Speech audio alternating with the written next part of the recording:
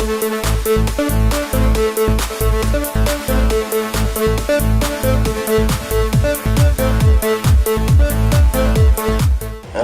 Don't know what I will do next. मतलब ऐसा नहीं होता, वो हर फिल्म का एक स्टेट ऑफ माइंड होता है। रामन राघव के भी दो वर्जन है कि नहीं, एक इंडिया के बाहर है जो साइको रामन है, एक रामन राघव, दोनों बहुत ही अलग फिल्म है। और हम लोग वो भी एक एक्सपेरिमेंट था कि बार बार प्रेशर होता है, बाहर जो फिल्म जाती है वो उनकी सेंसिबिलिटी अलग है, यहाँ पे डिस्ट्रीब्यूटर को कुछ और चाहिए होता है। हाँ, तो फिर उनको चाहिए होता है कि सब समझ में आए, तो यहाँ का वर्जन अक्सर लंबा होता है और फिर बहुत सारी चीज़ें डील भी करनी पड़ती है। मुझे इंटरवल के साथ फिल्म लिखना आता नहीं है, मेरी सारी फिल्मों का सबसे बड़ा दुश्मन इंटरवल है। वो इंटरवल के बाद वो मूड जो बना बनाया बिखर जाता है, तो मैं अभी तक वही नहीं समझ पाया, उसी से जूझ रहा हूँ। तो मुझे नहीं मालूम, जब ऐसी फिल्में वर्क नहीं करेंगी तो बनानी मुश्किल है। तो फॉर मी रामन राघव जितनी भी सस्ती बनी हो, अगर उसका बॉक्स ऑफिस कलेक्शन जो है 7.25 करोड़ के ऊपर नहीं जा सकता, तो उस तरह की फिल्म ले जा करके पिच करना किसी को और बनाना बहुत मुश्किल काम है। क्योंकि अक्सर जब हम लोग ऐसी फिल्में बनाते हैं तो हमें खुद की जेब में सिर्फ पैसे हैं नहीं बनाने के लिए। अब एक ही ऐसे आर्टिस्ट रहे हैं इंडिया में, फिल्म मेकर रहे हैं, एम.एफ. हुसैन साहब, जो खुद के पैसे से फिल्में बना देते थे और वो जो चाहे बना सकते थे, वो किसी का की जवाबदारी उनके ऊपर नहीं थी। हम लोग या तो स्टेज तक पहुँचें और फिर हम लोग करें, तो फिर ऐसी 10 फिल्में और बनाओ, लेकिन वो होता नहीं है। हम लोग को जितनी भी हमारी काफ़ी सारी फिल्में, मसान हो, लंच बॉक्स है, मानसून शूट आउट है, उसकी आधे से ज़्यादा फंडिंग बाहर से आती है, तब वो फिल्म बन पाती है, ताकि उसका प्रेशर इंडियन मार्केट में बहुत कम होता है। और उसमें रहा है हम लोग, मतलब सक्सेस फेलियर जो है, सक्सेस वेरीड लेवल्स के रहे हैं, फेलियर्स भी हमने बहुत बड़े देखे हैं। मतलब फेलियर्स की हिस्ट्री में सबसे ऊपर हमारा नाम है, लेकिन उससे हमको बहुत कुछ सीखने को मिलता है और हर स्टेप पे हम लोग नया नया कुछ कर रहे हैं। अभी हम लोग ने जो पिछले 1 साल में डेवलपमेंट किया है, जो भी चीज़ कर रहे हैं, उसके बावजूद जाके उड़ता पंजाब बनाई या रामन राघव बनाई या India in a day release किया, इस तरह की चीज़ें करने को मिल रही हैं जो अक्सर नहीं हो पाता।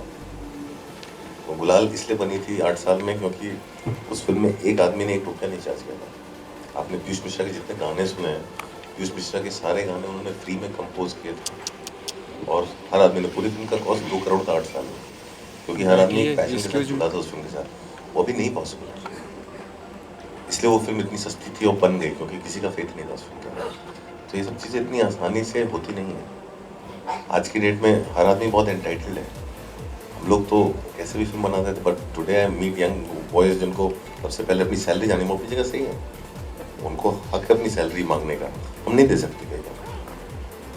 तो हम लोग अपनी चॉइसेस खुद ही करते हैं। तो हम लोग ने जितनी जो 13-14 फिल्में बनाई है, उसमें मुझे फीस कुछ 3 फिल्मों में मिली, बाकी फिल्में फ्री में बनी, क्योंकि वो मेरा सोर्स ऑफ इनकम कहीं बाहर होता है। बट हम लोग ये चीज़ें लोगों को जब समझाने जाते तो नहीं होता है। हमारी फिल्में इसलिए बन पाती हैं कि उनका कॉस्ट लो है, उनका कॉस्ट लो है, और उसमें हर आदमी इसलिए नहीं आता कि मैं इतना सीखा हूँ या इतना, मतलब यहाँ बैठ के मैं एनवी नहीं कर सकता कि उस आदमी से अच्छा फिल्म मेकर हूँ, मुझे उससे ज़्यादा पैसे दो। उसकी फिल्म पैसे जनरेट करती, मेरी नहीं करती। जो जनरेट करता उसको मिलेगा, जो नहीं करता उसको नहीं मिलेगा। और क्योंकि वो एक्सेप्टेंस है और क्योंकि आप वो बात जानते हो, इसलिए आपकी फिल्में बनती हैं। मेरे लिए फिल्म बनाना ज़्यादा इंपॉर्टेंट है, इसलिए हर साल मैं फिल्म बना पाता हूँ, because market finds it easier to deal with. So people themselves become very unreasonable. आधे से ज़्यादा लोग कॉन्सेप्ट लेके घूमते रहते हैं, जब तक पैसा नहीं मिलेगा स्क्रिप्ट नहीं लिखते। मैंने पिछले 3 महीने में 5 स्क्रिप्ट खत्म कर दिए विद डायलॉग, और उसको लेके मैं मार्केट करूँगा, क्योंकि मुझे जाकर काम करना है। मैं तो अभी बाजार में जाकर सब्जी खरीदता हूँ लोगों से, तो मुझे बचना आता है, मुझे वो सब सीख लिया। बट है वो चीज़ें, कई बार कई लोग फिल्में इसलिए बनाते हैं क्योंकि वो चाहते हैं लोग देखें वो फिल्म बना रहे हैं। ऐसे केसेस में अक्सर फिल्में नहीं बनती। और ये भी मैं नए लोगों के साथ मैं भी शेयर करना चाहूँगा, जो लोग मिलने आते हैं, कि काम से ज़्यादा नाम पर उनका और दाम पे, इन 2 चीज़ों पे ज़्यादा जोर रहता है। काम बाद में देखा जाएगा, पहले नाम और दाम मिल रहा है कि नहीं मिल रहा है। ये एक नया ट्रेंड, मैं उसको, आप इसको गलत भी नहीं ठहरा सकते हो, वो सबका अपना एक्सपीरियंस है। मैंने बहुत पहले डिसाइड कर लिया था कि मुझे, मेरे लिए फिल्म ज़्यादा ज़रूरी है, नाम नहीं है। मैं कभी झगड़ा ही नहीं हुआ मेरा, हमारी फिल्म जब भी अटकती थी नाम के ऊपर, अपना नाम नीचे कर देता था, हटा देता था। तो भी वो पैटर्न हो गया। आप किसी मेरी फिल्म का क्रेडिट देखें, मेरा नाम सबसे नीचे होता है। हर जगह अपना नाम राइटिंग में लिस्ट में सबसे नीचे डालता हूँ, प्रोड्यूसर लिस्ट में सबसे नीचे डालता हूँ। मुझे झगड़ा नहीं करना, मतलब बाकी झगड़े, तो है ना, इससे काम आसान होता है, काम जल्दी होता है।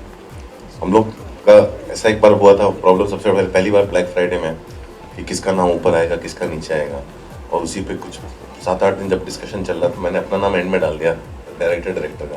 मैंने कहा आपका जहाँ डालना डालो, शर्म के मारे सबने फिर एंड में डाल दिया। तो यू नो उससे क्या ना आपका काम आगे निकलता नहीं, तो आप किस चीज़ के ऊपर बहस कर रहे हैं इवेंचुअली। तो छोटी छोटी चीज़ों में बहुत लोग अटके रहते हैं और उसमें नहीं हो पाता काम। बॉम्बे वेलवेट का जो फेलियर है उसमें मैं खुद बैकफुट पे था। जब मार्केट इतना बात कर रहा है आपकी फिल्म के बारे में और हर आदमी आपका कॉन्स्टेंटली आपके मुंह पे आपका बजट मार रहा है, तो आप भी बैकफुट पे जाते हो। फिर आपकी लड़ाई फिल्म के बजाय वो बजट की हो जाती है। फिर आप भी बिलीव करने लगते हो हाँ ओपनिंग ज़रूरी है, आप भी बिलीव करने लगते हो वो ज़रूरी है। उसमें किसी और को गलत ठहराना मैं मुनासिब नहीं समझूंगा, मैं खुद ही गलत हूँ। क्योंकि फिल्म जब अच्छी होती है तो क्रेडिट बहुत सारे लोगों का होता है, जब कुछ भी गड़बड़ होता है तो उससे डायरेक्टर की गलती है। पर डायरेक्टर के पास पावर है नो बोलने की। मैंने जिन पेज को जहाँ पे नो नहीं बोला उसकी वजह से प्रॉब्लम है। नो कहना मेरे हाथ में है। तो अगर मैं एक्सेप्ट करता रहूँगा तो फिर मैं एंड में जो एंड रिजल्ट होगा वो मेरी प्रॉब्लम है, वो किसी और की प्रॉब्लम नहीं है। सजेशन तो हर आदमी देता है। एज एन एक्टर हमें लगता है कि हम सब कुछ कर सकते हैं। मैं खुद भी स्टेज पे बहुत काम किया, मुझे भी लगता था मैं बहुत अच्छा एक्टर हूँ। और मैंने अभी तो आप लोगों ने मुझे फिल्म में एक्टिंग करते हुए देखा है। मैंने कुछ 5 फिल्में की थी एज ए लीड रोल जो किसी ने नहीं देखी थी। हाँ, जो ये 93 की बात है। और जो इतना स्टेज करने के बाद जब अपने आप को पर्दे पे देखा मुझे रियलाइज़ किया कि मैं बहुत ही ख़राब एक्टर हूँ पर्दे पे। और जितना मैं अपने मन में जीता हूँ मैं क्यों नहीं कर पाता हूँ, मैंने खुद ही डिसाइड किया और एक्टिंग छोड़ दी। उससे मुझे काफ़ी हेल्प मिली एक्टिंग करवाने में लोगों को, कि ऐसा क्यों है जो आप जो कर पाते हो स्क्रीन पे ट्रांसलेट नहीं कर पाते। और गलतफहमियां बहुत सारी दूर हो गई। हमें लगता हम बहुत कुछ कर सकते हैं। मेरी मनोज भाई जो मेरे बहुत परम मित्र हैं और मेरे बड़े भाई जैसे हैं, बहुत झगड़ा होता था हमारा उस ज़माने में। और कई झगड़े इस बात पे शुरू हुए क्योंकि शाहरुख खान दिल्ली से थिएटर्स जब आए थे तो स्टार बन गए थे और बहुत सारे लोग उनके बाद आए वो नहीं बन पाए। तो शाहरुख दिल्ली में थिएटर में छोटे रोल करते थे, जो ज़्यादा लोग बड़े लोग करते थे वो नहीं बड़े स्टार बन पाए। और अक्सर इस बात पे झगड़े होते थे और अक्सर ये बहुत पुरानी बात कह रहा हूँ। और मैं उसको सुनता था, मैं ये बात कहता था यार आपका काम एक्टिंग करना, आपका काम, लेकिन आप जो ना अंदर से आप स्टार बनने आओ, हर आदमी कर सकता है ऐसे। लेकिन जब शाहरुख करता है तो फिर 10 लोग ताली बजाते हैं, मैं करूँगा तो लोग बोलेंगे भाई जाए यहाँ से। हम सिंह स्टार एक अलग चीज़ होती है, एक्टिंग एक अलग चीज़ होती है। एक्टिंग में आप मन जाओ अपना काम करते रहो चुपचाप। एक्टिंग को लेकर के लोग जब अपने आप को देखने लग जाते हैं ना 30% में, प्रॉब्लम वहाँ शुरू होती है। बहुत सारे एक्टर्स खत्म हुए हैं क्योंकि वो कुछ करने से पहले अपने आप ऑलरेडी उनके कंपैरिजन चालू हो गए थे। और कंपैरिजन बहुत अनरियल होता है। क्योंकि मैं अपने आप को ज़्यादा बेहतर एक्टर समझता हूँ तो मुझे उससे ज़्यादा मिलना चाहिए जो उसको मिल रहा है वहाँ पर। तो उसमें कई लोग खत्म हो जाते हैं। और मैंने अक्सर देखा है कि फिल्म इंडस्ट्री के जो लड़के बड़े होते हैं वो ज़्यादा संभले हुए होते हैं। जो बाहर से एक्टर आता है वो एक फिल्म के बाद पगला जाता है। ये फैक्ट है और ये मेरा एक्सपीरियंस में से बता रहा हूँ। 23 साल में मैंने जो बाहर से एक्टर आते हुए आपने उनका ग्रेटेस्ट परफॉर्मेंस देखा होगा पहली फिल्म में, उसके बाद देखोगे ये क्यों फालतू रोल कर रहे हैं, वो डील नहीं कर पाते सक्सेस से। उसके अंदर सक्सेस और फेलियर को झेलने की सहने की तमीज़ नहीं होती। और मैंने ऐसे ऐसे ज़हीन लोग देखे, बहुत समझदार लोग देखे, उनकी सारी समझ जो गायब हो जाती है जब कैमरे के फ्लैशेस चालू होते हैं। तो ये जो है प्रॉब्लम बहुत ज़्यादा है। और सबको लगता है क्योंकि मैं अच्छा एक्टर हूँ मेरी कास्टिंग क्यों नहीं। कास्टिंग इसलिए नहीं होती, कास्टिंग टाइप के साथ होती है। मैं एक्टर्स को ज़्यादातर रिपीट नहीं करता हूँ। मैं जो रोल लिखता हूँ उसके हिसाब से एक्टर ढूंढता हूँ और अक्सर वो रोल के 50% एलिमेंट्स उस एक्टर में ऑलरेडी पहले से होते हैं। इसीलिए कई बार वो बोलता है कि आपकी फिल्म इतना अच्छा किया फिर क्यों नहीं कर पाया। मैं तो उसकी कास्टिंग गलत थी। Casting is also an art. आप कितने भी बड़े एक्टर हो जाओ, अगर आपकी कास्टिंग सही नहीं है तो आप कहीं नहीं जाने वाले।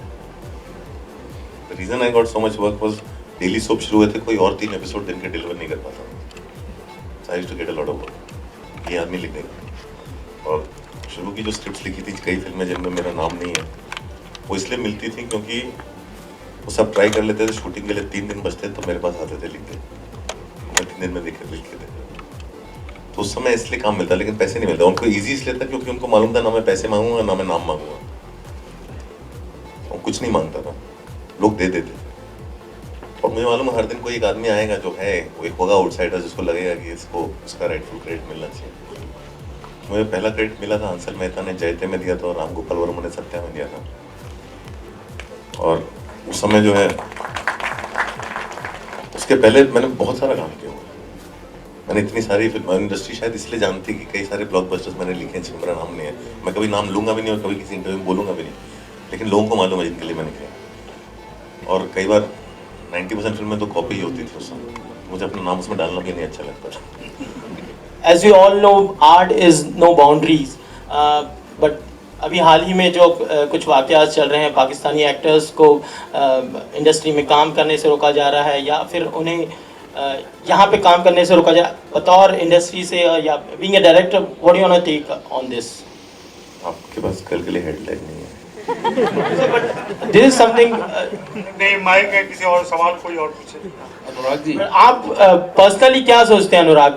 Is it justify enough? एक लाइन में आपको जवाब दूंगा, दैट विल बी फाइन। हाँ, बहुत सिंपल चीज़ है। फॉर मी, आप आर्ट जो होती है ना, और जो आर्टिस्ट होता है, ये बहुत अच्छी चीज़ करण जौहर ने खुद कही थी कि अगर फवाद खान को आप भेजना चाहते हो वापस, ठीक है भेज दो, अगले नेक्स्ट 5 स्टेप्स बताओ क्या करोगे, अगले 5 स्टेप बताइए आप क्या करेंगे, कि उसके बाद आप क्या करना क्या चाहता है, अगर उसके भेजने से क्या प्रॉब्लम सॉल्व होगी, उसके भेजने से नेक्स्ट स्टेप क्या लेने वाले हैं लोग, हमें बताएं तो सही अगले 5 स्टेप क्या।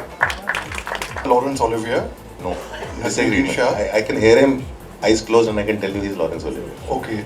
Nasiruddin Shah. No. Kamal disagree. Hassan. No. Okay, these three are my idols. No, so it's not. See, they are great actors. Ah. Nasir Bhai is somebody I respect there. I know. Even Kamal Hassan. Right. But they're not civilians. I'm saying that's a disillusion we should not live under. Right. Cinema is a different language. On stage, see, the difference between cinema and theatre is, in theatre, my audience is there. I need to reach out to the audience. Right. I modulate my voice, I need my speech, I need my body language to reach out. On stage, any actor can be a chameleon. For more Bollywood updates, subscribe now to youtube.com/biscuittv.